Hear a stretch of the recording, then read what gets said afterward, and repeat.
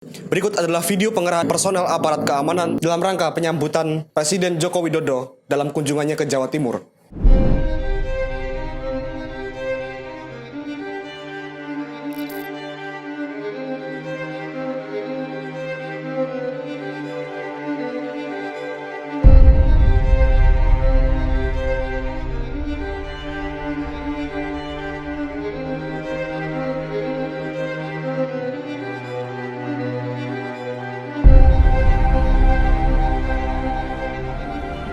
Siang hari ini Bendungan Bendo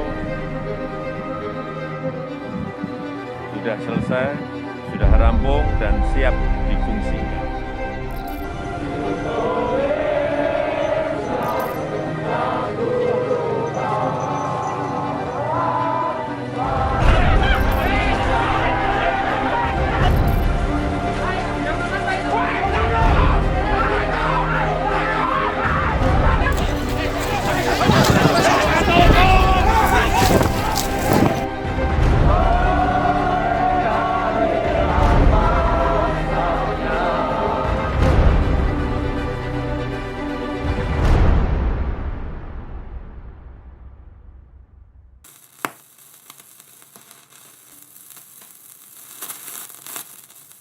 Presiden Jokowi melakukan kunjungan ke Jawa Timur pada Selasa, 7 September 2021. Dalam kunjungan sehari di provinsi itu, Kabupaten Ponorogo merupakan salah satu lokasi yang dikunjungi Presiden Jokowi dengan agenda meresmikan Bendungan Bendo dan meninjau langsung pelaksanaan vaksinasi massal pada beberapa tempat di Kota Riau. Lihat kunjungan Presiden RI ke Ponorogo yang cukup langka, Aliansi Mahasiswa Ponorogo tak menyia-nyiakan momentum tersebut dengan mengupayakan penyampaian aspirasi kepada Bapak Presiden Joko Widodo secara langsung. Itikat baik Aliansi Mahasiswa Ponorogo adalah untuk menyampaikan aspirasi dari berbagai elemen mahasiswa di Ponorogo kepada Bapak Presiden Joko Widodo secara langsung. Aspirasi tersebut berupa 13 tuntutan yang mereka nilai sangat penting dan urgent untuk disampaikan dan kemudian ditindaklanjuti saat ini juga. Aspirasi Aliansi Mahasiswa Ponorogo merupakan dampak sikap atas adanya wacana MPR untuk mengamandemen Undang-Undang Dasar 1945 yang juga ditumpangi isu masa jabatan Presiden 3 periode. Diperlukan perubahan secara terbatas terhadap Undang-Undang Dasar Negara Republik Indonesia tahun 1945, khususnya penambahan wewenang MPR untuk menetapkan PP.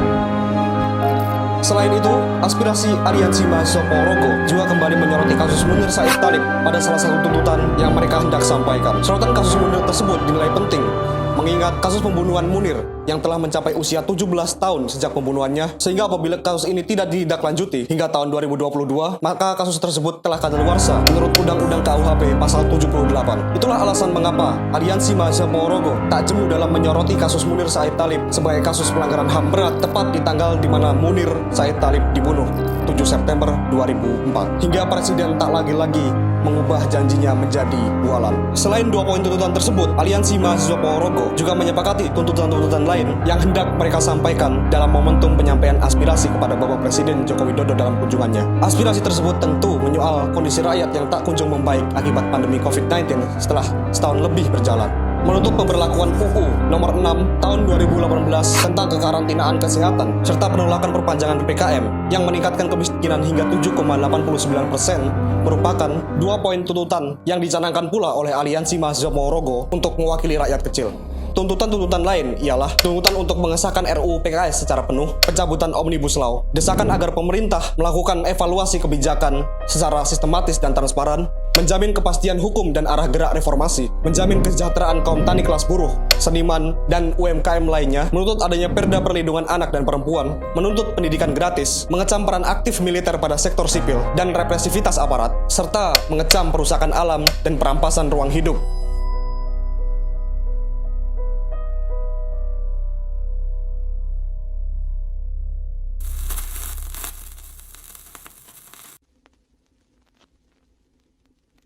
Namun, itikat baik Aliansi Mahasiswa Ponorogo untuk menyampaikan aspirasi tersebut justru disambut oleh aparat dengan penghadangan dan bahkan disambut dengan tindakan keji berupa penganiayaan dan represi oleh oknum aparat.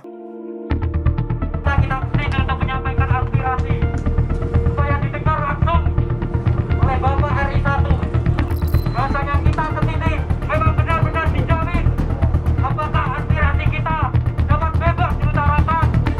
Bermula dari salah satu oknum aparat yang tiba-tiba membogem aktivis mahasiswa yang tentu menyulut ketidakterimaan publik.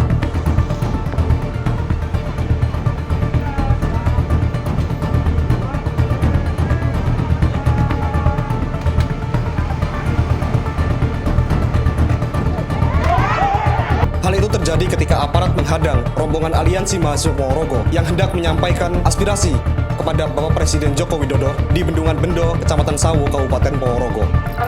Situasi memanas, lalu aparat menculik 2 orang anggota aliansi mahasiswa Ponorogo dan melakukan penganiayaan setelahnya.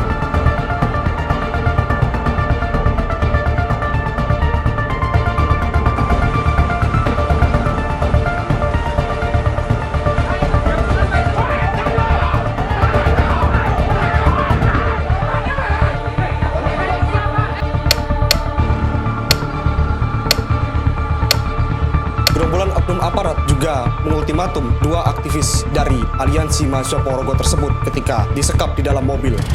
Pertama saya lihat teman dipukul, saya ingin pergi ke polisi tadi yang pukul teman.